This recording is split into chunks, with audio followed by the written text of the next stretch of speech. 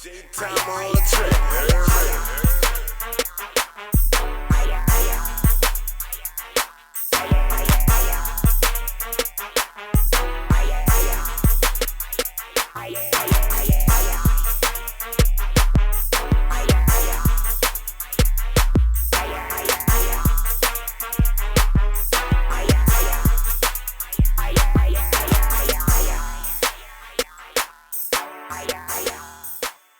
Snowfall wouldn't portray how it was supposed to be, right? And it but it was trying to make but it was based your on story, you. right? It's based on me. It is. And ain't nobody can argue that. What you dislike about it that it didn't? That wasn't you. It don't show the true story. It's Right. not. It don't show the true essence. I think the Snowfall is disrespectful to black men. You know, because I mean, you know, and I like the dude who played the role. Right. You know, me and him sat Right. down. We ate lunch one day. We talked. And cool dude. But he does not portray a black man the way I see black men in America. You know, Right. They're not smart. He's not smart. You know, he do To some, play you, nigga, I need you gotta be. they do some dumb shit. You know what I'm saying? Like, who the fuck in L.A. know that a black man don't go to East L.A. trying to cut no dope deal with the Mexicans, man? Right. You know what I'm saying? Like, if you do some dumb shit like that there, at least you're supposed to have one of their main dudes walk you up in there. You just don't pull up in their hood, man, talking about... Yeah, trying to make a deal, right. Come on, man, them dudes will chop your head off. Right. It's so. But it was scripted, right, to a level of he just following the script. Like, you know, it's you know, Now, you think he could have changed it? I would have told him to rewrite that shit. Right, that's what I'm asking, yeah. You know what I'm saying? Right. And then they got a tiger in South Central Los Angeles. Come on, man. Nigga ain't no tiger around this bitch, nigga. I mean, that's just some of the things that because you know I got a show called After the Snow that I break it down every week. I go on there, we look at it, I analyze it, and I'll be like, man, nah, bullshit. You know, Right, stop showing it. what's not real, showing the parts that's just not real, right? Yeah. And then they show, you know, him going up to Oakland getting the recipe, not true, you know, not a fact. You know, it was dudes in LA have been getting high, you know what I'm saying? But they was all super players, you know, nobody really knew because when I first started selling cocaine was a private get down. You know what I'm saying? It's mainly for the rich, right? Yeah, you have to be invited. You know what I'm saying? Right, You just right. don't. Yeah, you just ain't walking up on that, right? They got them using cigarette lighters in 80, 81, 82. They didn't start using cigarette lighters until damn near the 90s. What is matches? They was Talking about smoking it. Yeah, I know. when they was smoking snorting it. They was yeah. they was smoking it with a 151 rum, which is the cleanest high you could get. That's what they all love. And the people who were smoking couldn't afford it because you had to have a little money, you know, to go buy 100% proof rum. And that's how they smoked it. They wouldn't smoke it with no cigarette lighter. So that was after people had become dope fiends. Right. The dope fiends were smoking with cigarette lighters, you know. The people who were sleeping on the street, they were smoking with cigarette lighters. But in the beginning, it wasn't no cigarette lighters, man. It was 151 rum. Right. So, you know, just stuff like that there. And right now I'm working on a documentary I call The Evolution of Crippin'. You know, I'm going to break down Crippin' for them so they're going to know exactly where it started. I got real dudes who really cripped, you know what I'm saying, who walked with Tookie. You know what I'm Right. saying? That's who started it? Yeah. Took it. Took it from Louisiana, huh? Originally, Yeah, huh? Tookie from Louisiana, Sweetport. Yeah. They knew Raymond Washington. One of my dudes was there when Raymond got killed. You know what I'm saying? He saw Raymond trying to hold his stomach in when they shot him.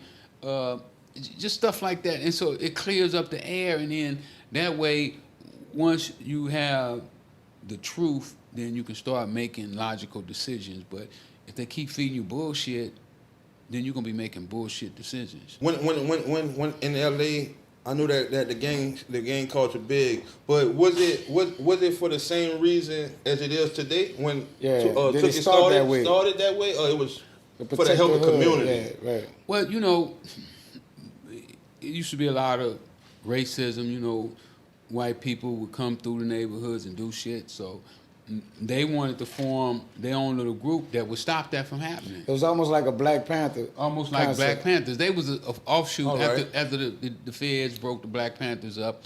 They called themselves putting together a group that would Tech. protect. You know, not I don't think that they ever intended for it to turn out like it turned out. I remember the Crips and Bloods used to play football against each But other. what was first? Crips was first? Crips was before the Bloods. A lot of the Bloods was Crips.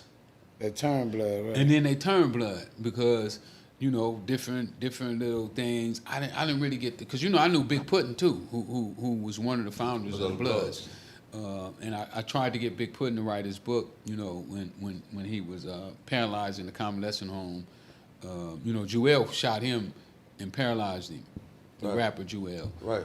Wow. So I didn't know Jewel that. Santana? No, Jewel the bride that used to be with Death Row. No, that probably was I Meena never- probably I'm that. lost on that one. Like I You ain't don't never remember knew that. Jewel? She used to sing. She Yeah, just I remember. passed I not too long remember the ago. artist, but I didn't know that Well, happened. Puddin' kept it low. He didn't press charges on. He was a gangster, you know. Right. And they say he used to put hands on. I was in jail when it happened, but they say he used to put hands on her. You know, Suge had took Puddin' in too because you know Puddin' was the dude, and you know It was the girl. Huh? Suge was bringing all the big bloods in. You know, he was locking them all in. But that was some real blood shit with Suge. Yeah. Suge was on some real blood shit. Whack 100 and all of them. I think Wack was with him too at one time. I ain't for sure. But I know Puddin' was because I used to talk to Puddin' even when I was in the pen and he was in the convalescent home. And I was like, man, you got to write that book because I knew that, you know, when you're in the convalescent home, it's only a matter of time before your time run out. And I was like, man, you got all that knowledge about how it all started. You know, because he would tell me, you know, about. I remember Terry Cadeau. I was still younger than him, but I looked up to those guys. You know, I looked up to Terry Cadeau, Puddin', Terry Carter, who just recently got killed. Suge killed Terry Carter. That's what Suge's in jail for right now. The guy he ran over. Yeah, that's Terry Okay. Carter. He's one of the founders. Oh, you giving me that shit. You put this shit informational. Because I Yeah. just didn't know the names. I know that you close to them people. Nah, these was guys I looked up to when I was coming up. Right. You know, when I first started low riding, these was the guys that I was like, oh man, that dude, he the shit. Yeah, that was You know what I'm saying? Yeah. So absolutely. But Did you have a relationship with Harry O? Because you know I heard his name like at the time too, kind of like when I started hearing about Rick Ross, I heard about Harry O as well, and I Harry, was just I know Harry. Me and Harry would sell these for a minute. Yeah, I heard like some of your story. And it was like Harry was the real founder of Death Row, the whole, you know, like, I don't know, you know what I'm saying? I'm not from Cali, but, you know, you probably would know more than me. From being out that Well, way. I know Harry. He don't really want me talking about him. You know what I'm saying? So I ain't gonna say much about Harry. But yeah, I know Harry. He from the area.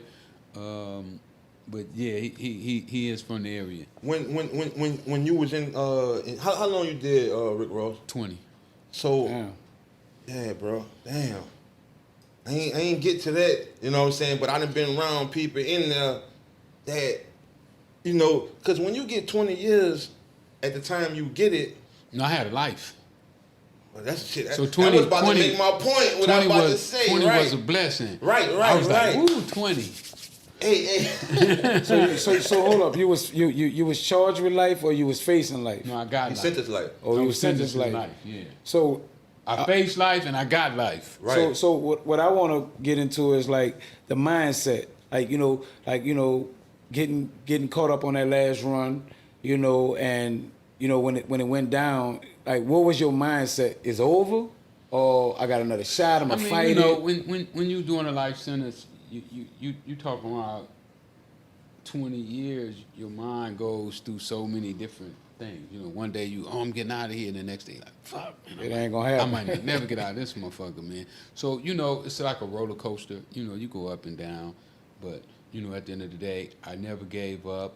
And what I did is, you know, I taught myself how to read and write. I started studying the law. Right.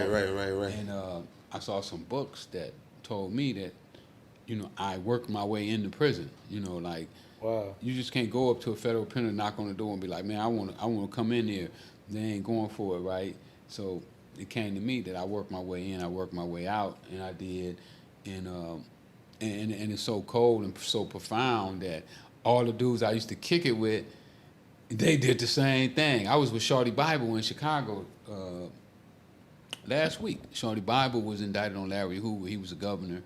And when he got out of ADX is like this, you know, the Supermax where you lock down, maybe 10 years, 8 years, 23 and 1 all every day? every day.